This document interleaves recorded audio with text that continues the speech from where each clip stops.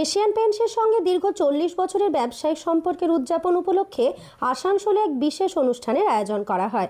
এই উপলক্ষে শহরের পরিচিত প্রতিষ্ঠান পোদ্দার পেইন্টস অ্যান্ড হার্ডওয়্যারের অনুষ্ঠিত হয় এক জমকালো সেলিব্রেশন। এই অনুষ্ঠানে উপস্থিত ছিলেন টলিউডের জনপ্রিয় অভিনেত্রী সৌরসেনী মৈত্র। সেখানে তিনি এশিয়ান পেইন্টসের সেলিব্রিটি রয়্যাল ডিসপ্লে কন্টেস্টে অংশগ্রহণ করেন। অভিনেত্রী জানান, আসানসোলে এসে তার খুব ভালো লাগছে। তিনি প্রথমবার এখানে এসেছেন এবং শোরুমের মালিক ও উপস্থিত সকলের আন্তরিক ব্যবহারে তিনি অত্যন্ত খুশি।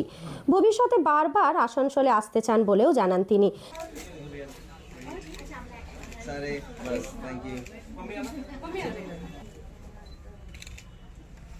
দেখুন, আসানসোলে এর আগে যতবার এসেছি ভীষণই টাচ অ্যান্ড গো হয়েছে, কিন্তু আসানসোলের ব্যাপারে ভীষণ ভালো কথা শুনেছি। আমার খুব কাছের একটি ছোটবেলার বন্ধুর আসানসোলে বিয়ে হয়েছে, সে বারবার বলতো আয় আয় আয়। আনফর্চুনেটলি এবারও ওর সাথে দেখা হবে না, কিন্তু সব থেকে ভালো যেটা লাগছে যে এশিয়ান পেইন্টসের সাথে আমি এসেছি আসানসোলে, এবং অফকোর্স এখন আমরা আছি স্যার বলে দিয়েছেন, এবং খুব খুব ভালো লাগছে কারণ এনারা এতটাই ওয়েলকামিং শিওর। আর এবং আসানসোলের একটি স্টোরে ঢুকতেই দেখলাম এত সুন্দর সুন্দর মুখ দেখতে পেলাম, আমি বুঝলাম যে আচ্ছা, Asansol is the place for beauty.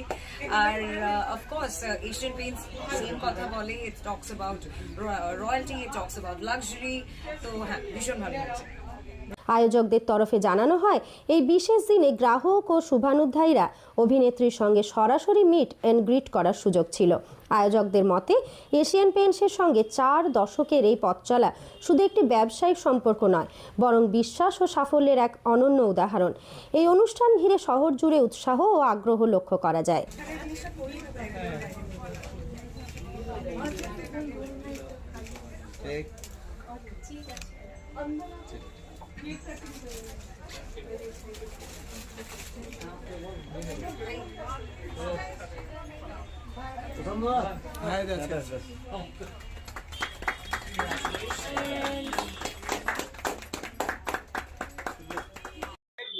চল্লিশ বছর ধরে আসানসোলবাসী যে আমাকে সহযোগিতা করেছে, তার জন্য সবাইকে অসংখ্য ধন্যবাদ।